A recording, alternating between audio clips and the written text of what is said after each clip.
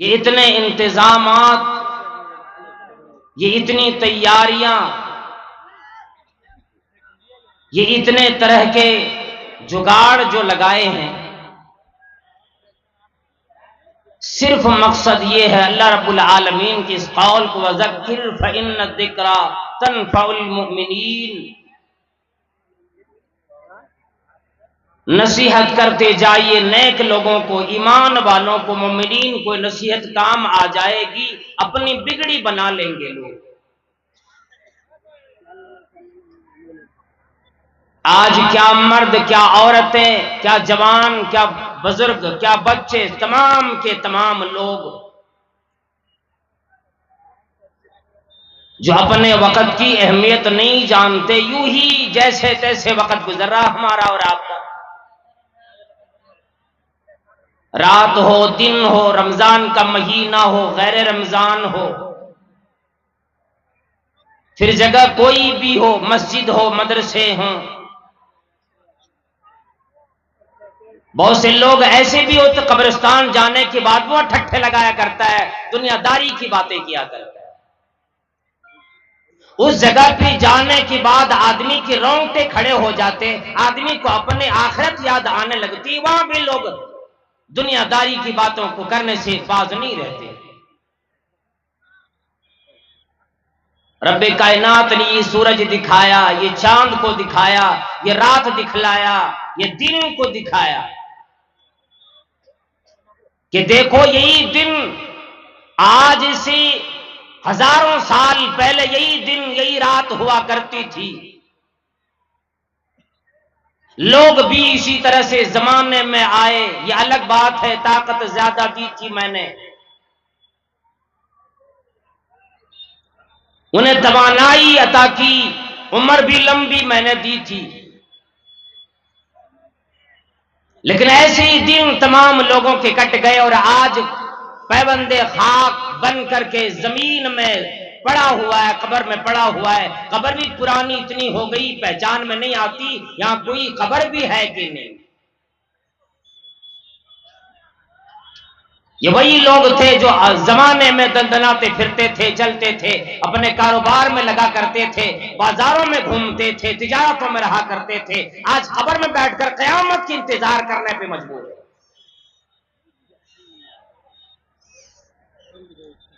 अल्लाह रब्बुल आलमीन ने ऐलान फरमाया, लोगो सखरक लकुम शम्स वल कमर, ये सूरज चांद तुम्हारे लिए, तुम्हारे काम के लिए लगा दी, तुम्हारी मुसखर कर दिए, ये बराबर चलती रहता, कभी रुकता नहीं। फरमाया वसखर लकुम शम्स वल कमर दाइबैन,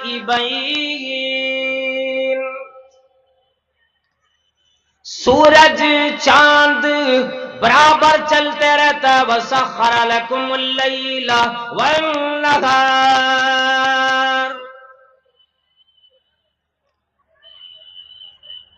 तुम्हारे लिए मैंने काम की चीज बनाई, तुम्हारे ताबे किए, दिन को भी मैंने तुम्हारे लिए, रात भी तेरे लिए बनाई, ये तमाम चीजें मुसख्खर कर दी तेरे काम के लिए। और जमाने वालों, अमीरों, गरीबों, ऐ औरतों, ऐ मर्दों, ऐ जमाने के लोगों, याद करो ये सारे दिन, ये रात गुजरते चले जाएंगे, पता भी नहीं लगेगा आदमी कब अपनी कब्र के करीब चला जा रहा है। एक एक लम्हा करके, एक ही घड़ी होकर के लोग अपनी मौत की करीब धीरे धीरे चला जाता है, जमाने की गफलत में पड़ा हुआ है, कोई अंदाजा नहीं। कई साल गुजर गए, कोई 20 साल के हुए, 30 साल के हुए, 40 साल जिंदगी गुजारी, अभी तक होश संभालने का वक्त नहीं आया।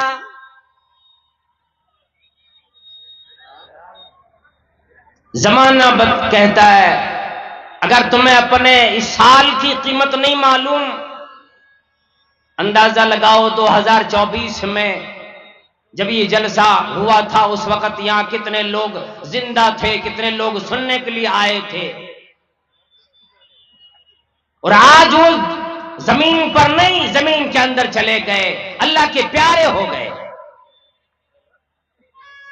अंदाजा लगाओ कि साल की कीमत अगर मालूम करनी हो, एक उस नौजवान से, उस बच्ची से पूछो जिसने पूरा एक साल बड़ी मेहनत की, रातों दिन पढ़ाई की, अपने क्लास की तैयारी की, किताबों की तैयारी की। एक साल गुजर गया, जब रिजल्ट आया एग्जाम का, वो जब फेल हो गए, उनसे पूछो एक साल की कीमत क्या होती।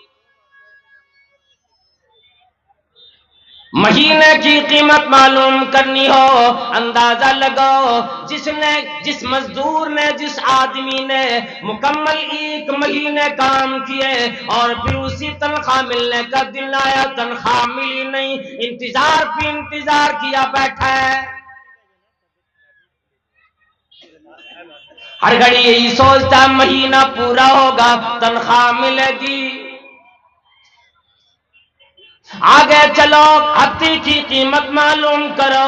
एक हफ्ता जो गुजर जाता है हम और आप उस पर ध्यान नहीं देते।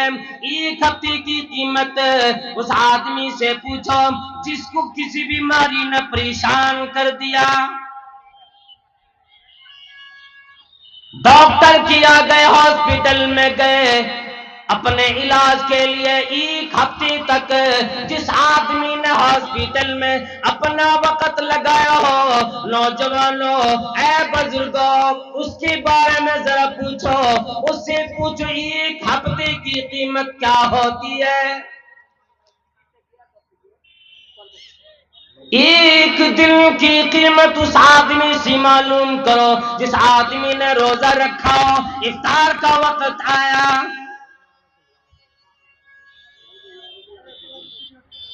जिस आदमी ने रोजा रख लिया हो उस आदमी से एक दिन की कीमत मालूम करो। दिन भर सब्र किए, प्यास लगी, पानी सामने पड़ा था नहीं पिया, खाना सामने मौजूद नहीं खाया,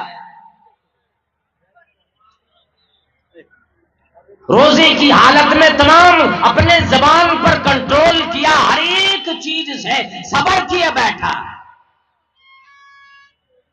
एक घंटे की कीमत उस आदमी से पूछो जिसको किसी अपने महबूब के आने का वक्त हो, एक घंटा मुकम्मल इंतजार में गुजारा हो।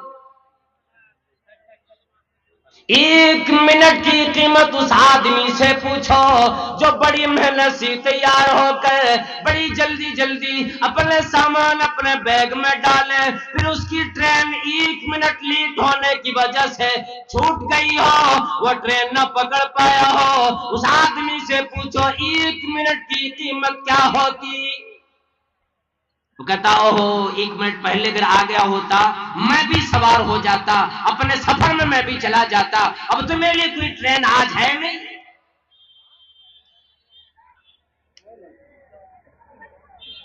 एक सेकंड की कीमत भी मालूम करो, उस आदमी से पूछो जो आदमी एक सेकंड की वजह से किसी बड़े हादसे से बच गए। किसी जगह खड़ा था, अचानक एक सेकंड पहले वहां से हटे और ऊपर से आकर धड़ाम से कोई चीज उसी जगह पे गिरी। उस आदमी से पूछो अगर एक सेकंड और वहां पे खड़े होते तो उसकी हालत क्या हो जाती। अल्लाह रब्बुल आलमीन ने फरमाया आताकुम मिन कुल्ली मा सअलतुम,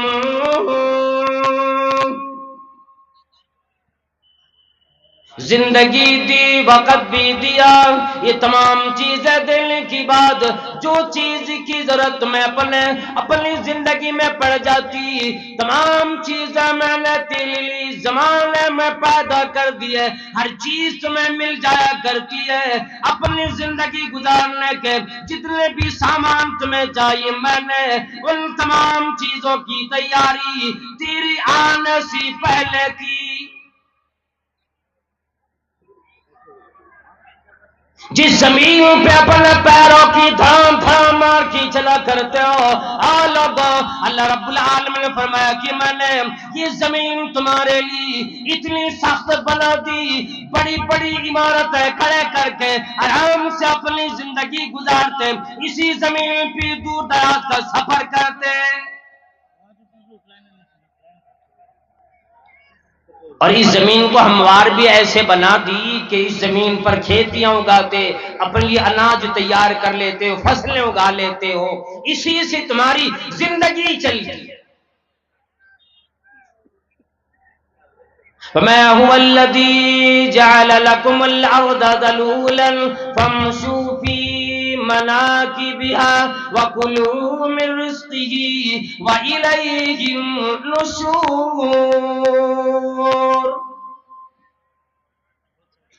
रब्बी कायनात की वही जात है जिसने तुम्हारी जमीन को हमवार बना दिया।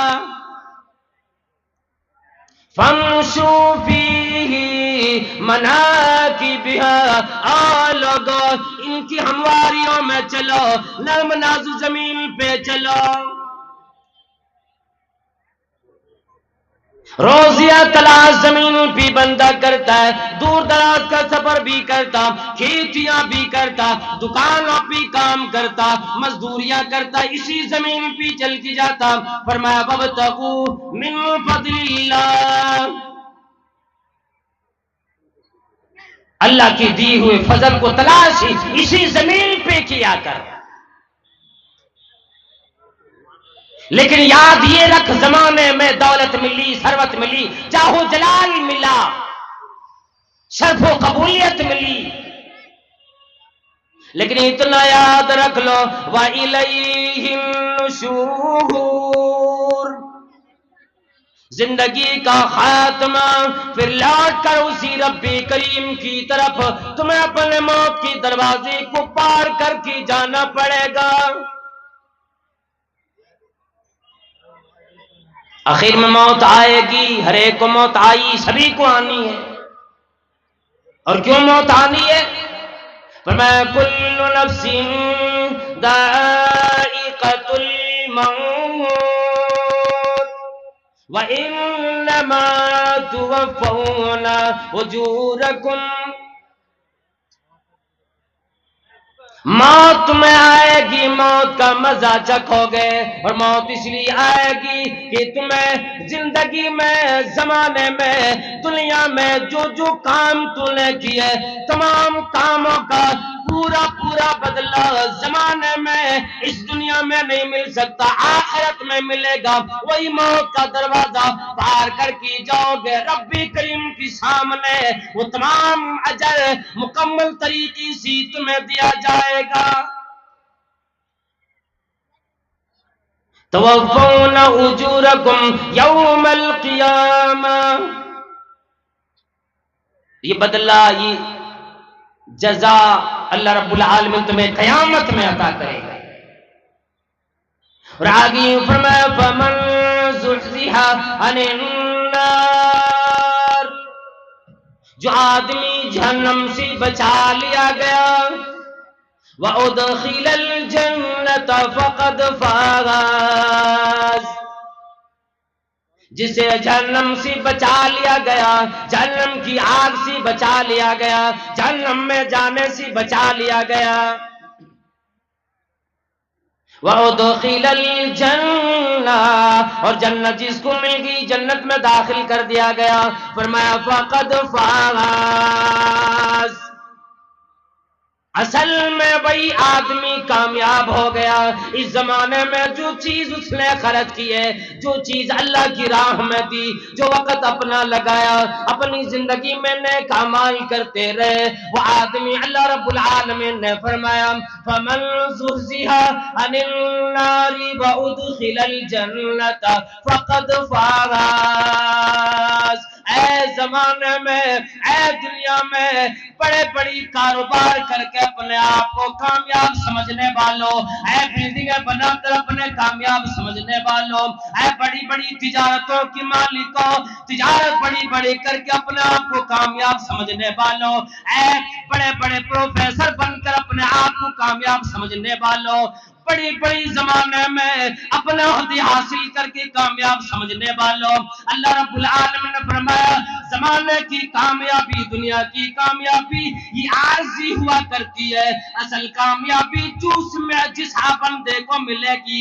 वह असल कामयाबी ये होगी कि जहन्नम से जो बचा लिया गया नेक अमाल की वजह से, जिसे ऐलान हुआ ऐ मेरे बंदे या अय्यतुहल नफ्सुल मुतमइन्ना, ऐ नफ्सी मुतमइन्ना इरजिई इला रब्बिकी रादियतन मरदिया, आ जाओ अपने रब की तरफ लौटो, इस हाल में कि तेरा रब तुझसे राजी, तू अपने रब से राजी।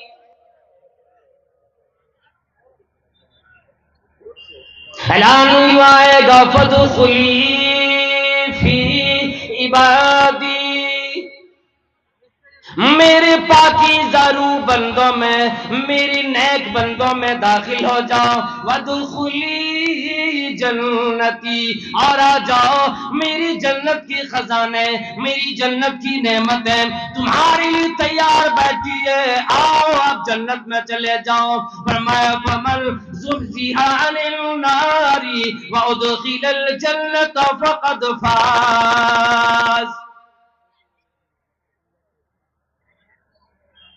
जहन्नम से बचा लिए गए, जन्नत में दाखिला मिला, अल्लाह ताला फरमाएगा फ़क़द फ़ाज़, यही असल कामयाबी है। और आगे फरमा दिया वमल हयातुद दुनिया इल्ला मताउल गुरूर, ऐ लोगों ये जो जमाना, ये दुनिया में जितनी चीजें तुम्हें मिली, ये दुनिया की जिंदगी मिली, ये दुनिया की साजो सामान मिले, ये ना समझ लेना अभी दुनिया की बात है, हमें किसी और शय का इंतजार नहीं करना, बल्कि ये सोच लेना वही रब्बी करीम है जिसने जमाने में दुनिया में इतनी बड़ी बड़ी नेमतें अता फरमाई, जन्नत का फिर क्या कहना।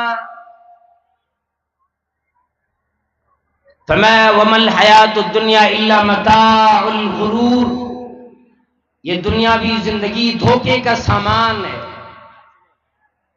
और ये सिर्फ इस तरह की कोई कश्ती हो, कश्ती में सवार हो जाए और गोया कि दुनिया पानी की तरह, बस फायदा इतने उठाना कि इस दुनिया में, इस जमाने में चल लेना। अब अंदाजा लगा सकता है आदमी कि अगर पानी कश्ती के अंदर आना शुरू हो जाए, जहाज में पानी के जहाज के अंदर आना शुरू हो जाए, फिर तो खात्मा जिंदगी का वही हो जाना है। जब तक ये पानी कश्ती से बाहर रहा इंसान फायदे उठाएगा, लेकिन जब अगर कश्ती के अंदर पानी आने लग जाए तो हर अक्लमंद आदमी, हर जी शूर आदमी यही कहेगा जी अब तो न कश्ती बचेगी, न कश्ती वाले बचेंगे, न उसमें सवार लोग बचेंगे। बिल्कुल यही मिसाल है इस दुनिया और हमारी आपकी। ये दुनिया पानी की तरह, हम और आप कश्ती में सवार हैं, चले जा रहे हैं। अगर ये दुनिया हमारे नीचे है तो ठीक है, अगर दुनिया जिस दिन दिल में आ जाएगी फिर तो तबाही रखी है। नूह अलैहिस्सलाम के जमाने में तो वक्त भी लोगों को ज्यादा मिल जाया करता था, जिंदगी लंबी मिलती थी, 9 साल, 900 साल, 950 साल, 1000 साल, इतने जिंदगी मिलती थी। जब एक नौजवान का इंतकाल हो जाता, बूढ़ी माँ रोने लगती हो जी मेरे बेटे का इंतकाल हो गया। पूछते आप ये बतलाए आपका बेटा नौजवान है, कितने साल के हुए? इसी तरह से बुढ़िया अपने नौजवान बेटे की वफात पे रोने लगी। लोगों ने पूछा अम्मा जी क्यों रो रही हो, क्या वजह है? कहा मेरा नौजवान बेटा इस दुनिया से चला गया। अल्लाह अकबर। अपना लाडला, अपना लख्ते जिगर, अपना बेटा अगर इस दुनिया से चला जाए, हर माँ बाप को तकलीफ इतनी होती जिसको बयान नहीं किया जा सकता।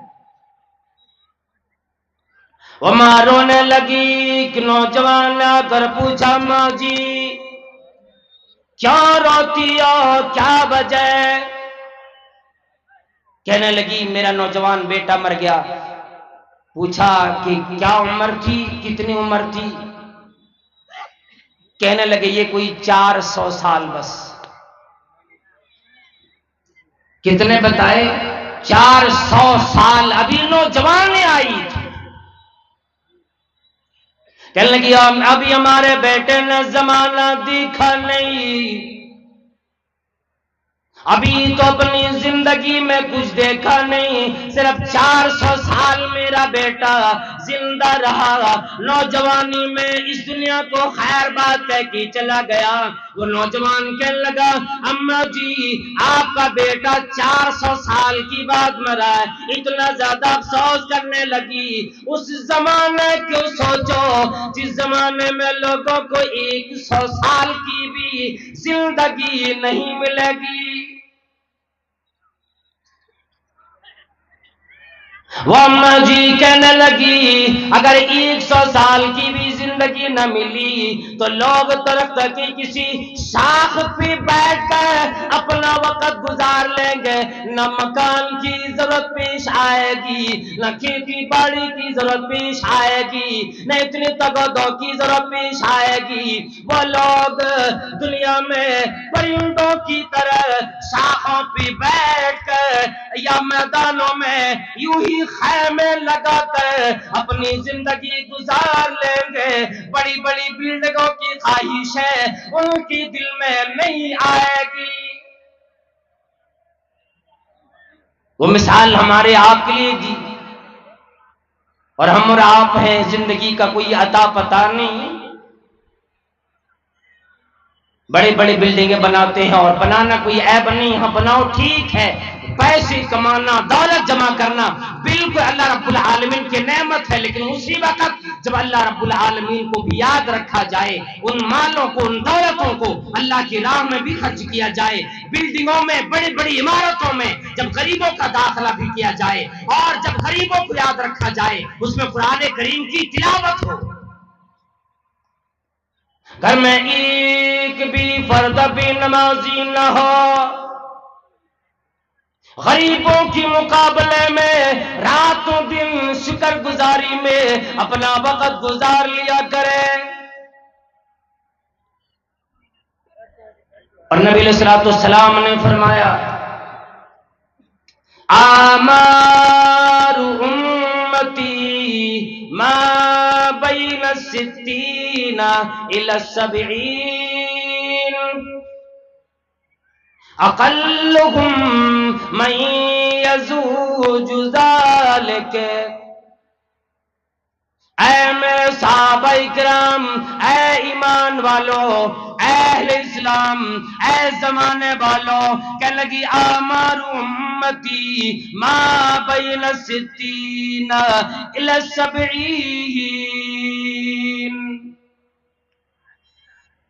तमाम नबियों की उम्मत को, तमाम नबियों की कौम को, अंबिया कराम की कौम को अलग अलग उम्रें मिली, जमाने मिले, कई 100 साल की जिंदगी मिली, लेकिन फरमाया मेरी उम्मत के लोग आएंगे, इनकी उम्र ज्यादा से ज्यादा 60 से 70 साल बनेगी।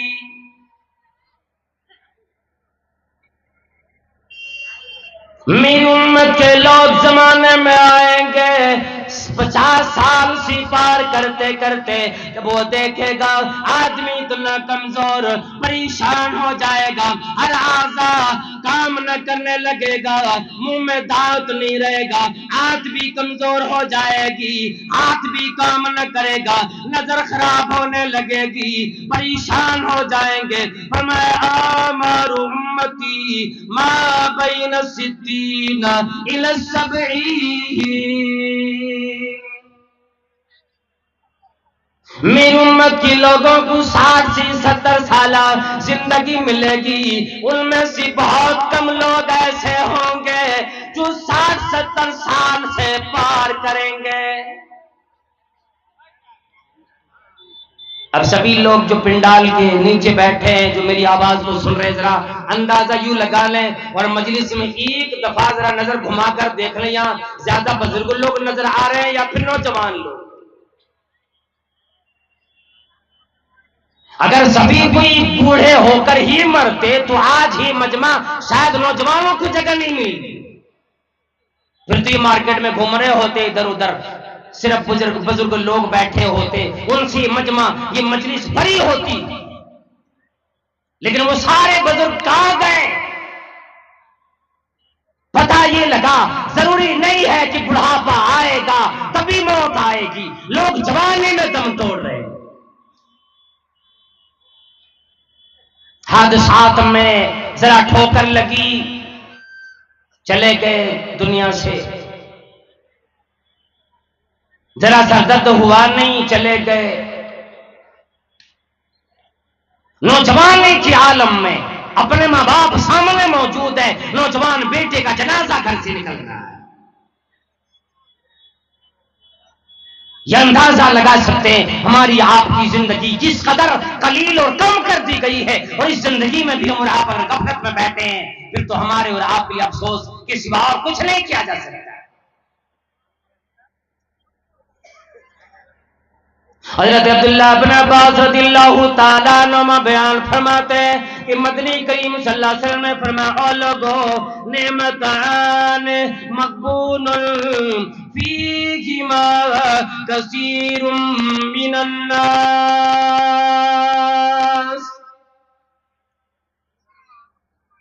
दो नेमतें मेरी उम्मत को ऐसी मिली, दो ऐसी हमें की चीज मिली, ऐसी दो नेमत मिली, नेमतान मक़बूनुन फीहिमा कसीरुम मिनन नास। मैं उन दो नेमतों को पाकर तमाम लोगों की दो नेमतें मिलती, उन नेमतों को पाकर अक्सर लोग, बड़े कसीर तादाद में लोग इन नेमतों को पाकर भी गफलत में सारा वक्त गुजार देते। दो नेमतों का जिक्र फरमाया और कहा कि वो नेमतें हर इंसान को मिलती, मर्दों को मिलती, औरतों को मिलती, बच्चे जवान बूढ़े सभी को वो दो नेमतें मिलती। जिंदगी में आने के बाद वो नेमतें इंसान को जरूर मिल जाती, और वो दो नेमतें क्या है? अस्सिहतु वल फराग। आदमी को तवानाई, सेहत मिली, ताकत मिली, कमजोरी का कोई पता नहीं। अस्सिहतु वल फराग, ये दो नेमतें। एक तो ये कि बंदा जब सेहतमंद हो, अब चाहे बंदा एक महीने भर सेहतमंद रहा, साल भर सेहतमंद रहा, 20 साल सेहतमंद रहा, ये तमाम जिंदगी में शामिल है कि जब आदमी सेहतमंद तवाना हो, कभी हैकल हो, मजबूत हो। जब कोई बीमारी डॉक्टरों ने नहीं बतलाया, कोई परेशानी न बतलाई, चेक कराया, सारा जिस्म तंदुरुस्त निकला, किडनी ठीक है, लीवर ठीक है, हार्ट ठीक है, शुगर लेवल ठीक है, डायबिटीज नहीं, किसी तरह की कोई बीमारी ना लगी, तो बंदा अपने आप को फ्री समझ लगता हो, जी मुझे तो कुछ होना ही नहीं। क्यों बतलाया? अल्लाह के नबी सल्लल्लाहु अलैहि वसल्लम ने इसलिए बतलाया कि ये जब आप सेहतमंद रहो, जब आपको कोई बीमारी न लगी, कोई परेशानी नहीं आई है, तो उन अय्याम में, उन दिनों में, सेहतमंदी के आलम में अल्लाह तबारक व तआला की इबादत कर लिया कर, अल्लाह रब्बुल आलमीन की राह में कोशिशें रातों दिन कर लिया कर, अपनी जन्नत पाने के लिए। वल फराग, का सेहतमंदी भी है अगर आपके पास वक्त ही नहीं, फुर्सत नहीं, घर में कई लोग बीमार, यूं तो पैसे की कमी नहीं, दौलत का अंबार लगा है, कई कारखानों का मालिक, कई दुकानों का मालिक, बड़ी बड़ी तिजारतें चला करता है, सेहतमंदी भी है, बीमारी भी न लगी। फरमाया कि उस आदमी की घर में ऐसी मशगूलियत आई, ऐसी परेशानी आई, आज इसको डॉक्टर के यहाँ लेकर जाओ, कल अम्मा बीमार, परसों भाई बीमार, वो अपने बेटे बीमार, रिश्तेदारों में परेशानी परेशानी आई, आदमी परेशान हो जाता है कि चलो जी मुझे तो फुर्सत ही नहीं रही, मैं तो परेशान हो जाता हूँ, अब थोड़ा वक्त भी बचता है, कारोबार पर भी ध्यान नहीं दे पाता। अल्लाह के नबी सल्लल्लाहु अलैहि वसल्लम ने फरमाया, और लोगों जब तुम सेहतमंद भी हो, तुम्हारे पास वक्त भी है, फुर्सत में भी हो, तो अय्याम में अपने आप को अल्लाह के लिए, अल्लाह के दीन के लिए वक्फ कर लो।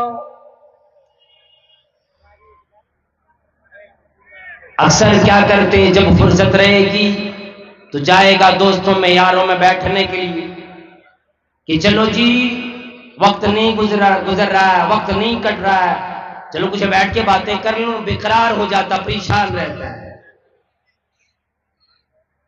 और फिर दोस्तों को भी ये नहीं देखता, अपने अहबाब अपने मजलिस में बैठने वाले लोगों को भी देखता कि इस मजलिस में बैठने वाले लोग हैं कैसे, अपना सारा वक्त वही बैठ के गुजार देता है। देखो हुक्म, जबकि हुक्म तो ये है कि कामयाबी की जमानत उस वक्त मिलेगी जब तुम अपने दिन भर काम करने के बाद जैसी काम से छुट्टी मिले सीधे अपने घर को आओ, अपने बच्चों में, अपने बीवी के दरमियान बैठ करके बातें किया करो, अल्लाह रब्बुल आलमीन को याद करो, अपने बच्चों को तालीम दो, दोस्ताना याराना पैदा करो। लेकिन नहीं, उक़बा बिन आमिर रज़ियल्लाहु ताला ने पूछा था, मन नजात कब मिलेगी, कहां मिलेगी? नबी अलैहिस्सलातु वस्सलाम ने फरमाया था, जहां पर फरमाया अमलिक अलैका लिसानक वलियसाक बैतुक, अपनी जबान पे कंट्रोल रख लेना, दुनियादारी की बातें ज्यादा न करना, बकवास ज्यादा न करना, झूठी बातें न किया करना, झूठी कसमें न खाना, और तुम्हारा घर कुशादा लगे, यानी घर में अपना दिल लगाना, अपने बच्चों के साथ दिल लगाना, उनके साथ बैठना, और जब उससे फुर्सत मिल जाए तन्हाई में अपने रब को याद करना, अपने गुनाहों को याद कर करके अल्लाह के सामने रोना, ये है असल कामयाबी। वरना अल्लाह के नबी सल्लल्लाहु अलैहि वसल्लम ने फरमाया, मसलुल जलीसी सालिह व जलीसी सूर कहामिलिल मिस्की व नाफिखिल की।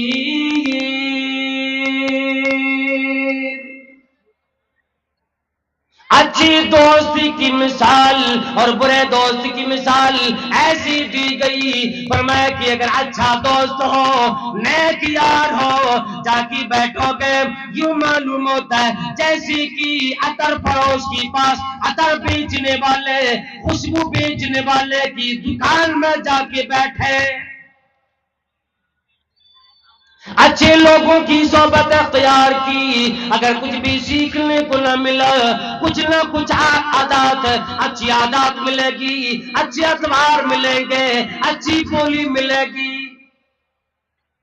मिसाल दी अच्छे दोस्त की का, अच्छा दोस्त वो होता है कि अच्छे दोस्त पर जब बैठोगे, जैसे कि इतर फरोश, इतर बेचने वाला होता है, उसकी दुकान में चले जाओ, इतर खरीदना हो कि ना खरीदना हो, पहले वो यूं शीशियां खोल करके दिखाता हो, जी लगा के देखो इसकी खुशबू कैसी, इसकी खुशबू कैसी।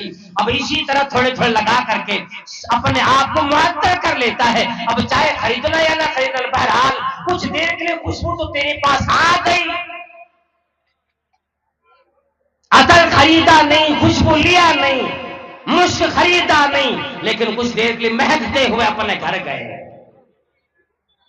इसी तरह अगर अच्छे लोगों में बैठे, उलमा इकराम में बैठे, दीनदारों के मजलिस में बैठोगे, कुछ अच्छे किरदार, अच्छे अतबार, अच्छे गुफ्तार लेकर अपने घर जाओ। और अगर बुरे लोगों में बैठ गए तो ये मालूम होगा कना फिखिल की ताल्लुहार के दुकान में जैसे आदमी के बैठ जाता ना, जो लोहा भट्टी में तपा तपा कर पिटाई करता है, अगर उस दुकान में जाके बैठ गए, आपने कुछ खरीदा कि नहीं खरीदा, लेकिन फिर भी वहां आपको उसकी चिंगारी लगेगी, कपड़ा जला देगा, या तो फिर आपको वहां का धुआं लगेगा, जिस्म बदबूदार हो जाएगा। तो मैं बुरे दोस्त की मिसाल ऐसी है। और जमाने में किसी ने कह दिया कि बद की सोहबत में मत बैठो, है उसका अंजाम बुरा। बद की सोहबत में मत बैठो, है उसका अंजाम बुरा। और बद न बने तो बद कहलाए, बद अच्छा बदनाम बुरा। अगर बुरे लोगों के साथ बैठ जाओगे, शरीयत भी यही कहती है, अल्लाह के नबी सल्लल्लाहु अलैहि वसल्लम फरमाया किसी को देखना हो ये कैसा आदमी है, इसका अखलाक कैसा है, उसे न देखो, ये देखो इसका उठना बैठना किन लोगों के साथ हुआ करता है। सुबह अपने बिस्तरों से उठकर देखो क्योंकि पास जाके बैठता है, क्यों सियाराना करता है, किन लोगों की साथी दोस्तियां क्या करता है। अगर दोस्त अच्छा बनेगा ये भी अच्छे होंगे, अगर दोस्त अच्छा नहीं ये भी ठीक नहीं।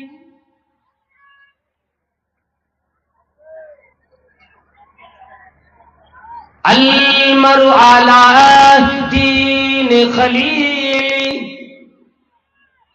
फलयंजुर अहदुकुम मन युखालिल। आदमी अपने दोस्त की अखलाक मंदी भी होता है, उसके दीन पे हुआ करता है। तुम में से हर आदमी ये देख लिया करे उसकी दोस्ती किन लोगों के साथ हो रही है। रब्बी कायनात ने आज ही इस जमाने में ही दुनिया में ही अपने नबी सल्लल्लाहु अलैहि वसल्लम पर कुरान करीम की आयत नाजिल फरमा कर ये ऐलान कर दिया, जमाना में ऐ लोगों जब महशर के मैदान में आओगे, जिनसी आज दोस्तियां किया करते हो वहां हालती बनेगी, वला यसलु हमीमुन हमीमा। कोई यार कोई दोस्त अपने दोस्त के बारे में कभी ना पूछेगा, जिनकी बिना रहना मुश्किल हुआ करता था, जिनकी बिना दिल नहीं लगता था, जिनकी परेशान हो जाता था, जिनकी रात में आधी रात तक गलियों पे बैठ गुजार लिया करता था, जिनकी आदत की वजह से ये बड़े बड़े गुनाह का रसिया बन गया, इनकी किरदार अच्छी न बनी, अपनी आदत खराब कर ली है, ये सिगरेट पीने वाला बन गया, शराब नौशी करने वाला बन गया, जुए खेलने वाला बन गया, आज वो दोस्त इसका कोई काम आने वाला नहीं। लोग ये कहेंगे मेरा दोस्त किधर है, आवाज आएगी फलैस लहुल यौमा हाहुना हमीम।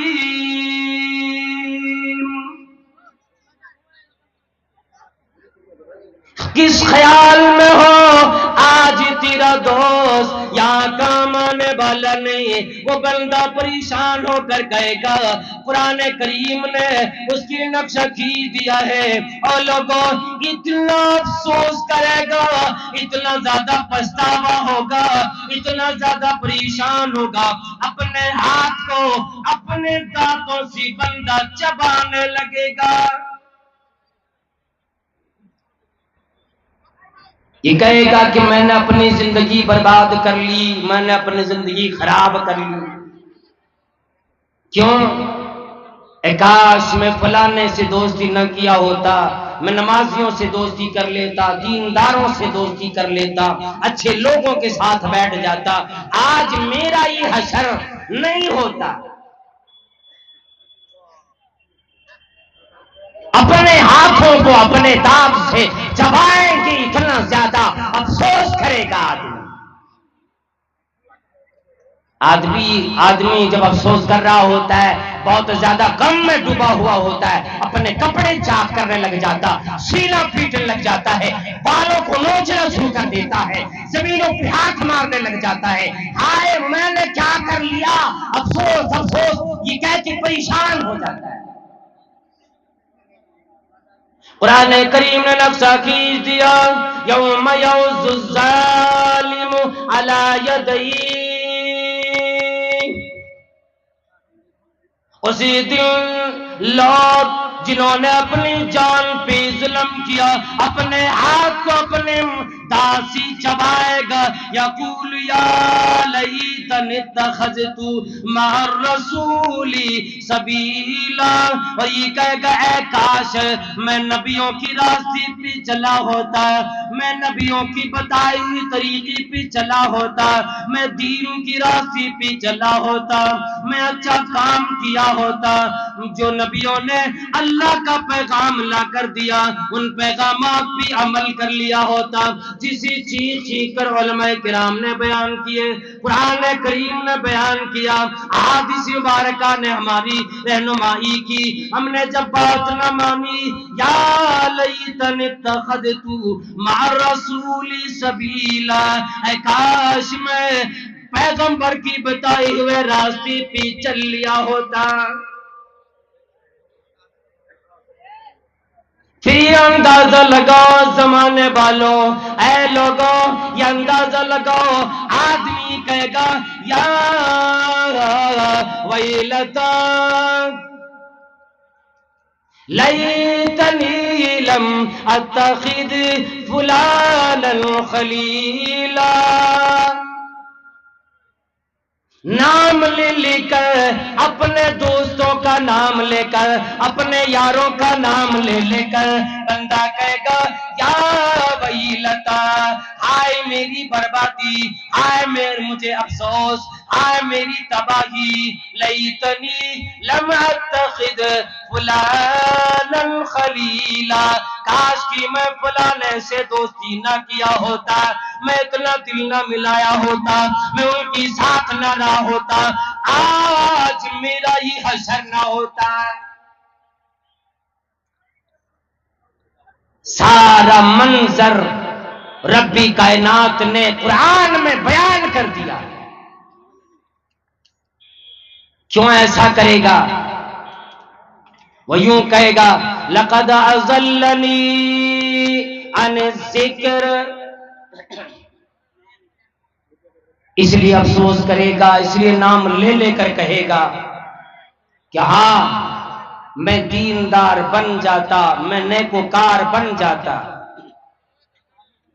मैं भी परहेजगार बन जाता, लेकिन मेरे यार ने, मेरे दोस्त ने लक़द अज़ल्लनी अन ज़िक्र बाद इज़ जानी, मेरे पास अल्लाह रब्बुल आलमीन का जिक्र आने के बाद, अल्लाह की दीन आने के बाद, कुरान करीम आने के बाद मेरे इसी दोस्त ने हमें गुमराह कर दिया था, हमें परेशान कर दिया था।